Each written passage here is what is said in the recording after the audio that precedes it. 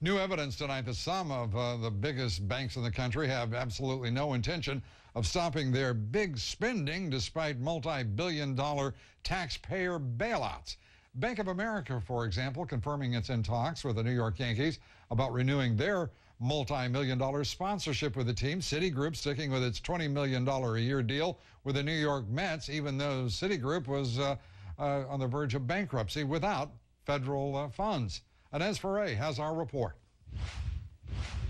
A $400 million deal to name the newly constructed New York Mets Stadium Citi Field for the next 2 decades has some lawmakers outraged.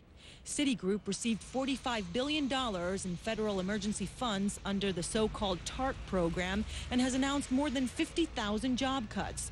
Democratic Congressman Dennis Kucinich and Republican Ted Poe sent a letter to the Treasury Secretary this week asking him to intervene and demand that Citigroup dissolve the agreement they have with the New York Mets. Banks are failing. Why is that? Is it because they haven't put their name on enough ballparks? I don't think so. It's because they invested in subprime mortgages. It's because they speculated with their money. Citi told CNN it's committed to the 2006 agreement and said, quote, no TARP capital will be used for Citi Field or marketing purposes. Bank of America, which so far has received $45 billion in bailout funds, is in sponsorship discussions with the Mets' crosstown rivals, the New York Yankees. The Yankees have a new stadium set to open this upcoming season. Bank of America told CNN that it partners with profitable franchises like the MLB, the NFL, and NASCAR because it yields significant revenue streams for Bank of America and delivers shareholder value.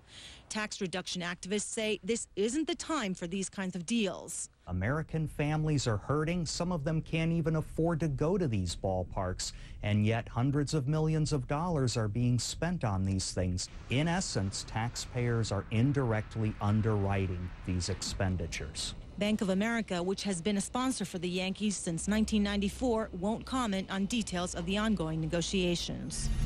And these banks aren't alone. PNC Bank already sponsors the Pittsburgh Pirates, and the M&T Bank has its name on the Baltimore Ravens football stadium. Both of these banks received bailout money, and even this Sunday's Super Bowl is being played at Tampa's Raymond James Stadium, and that's named after the financial services company which has applied for TARP money, Lou. Well, at least they haven't gotten it yet.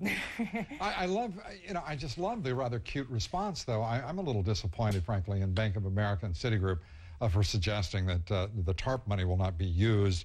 I mean, that's sort of an asinine remark.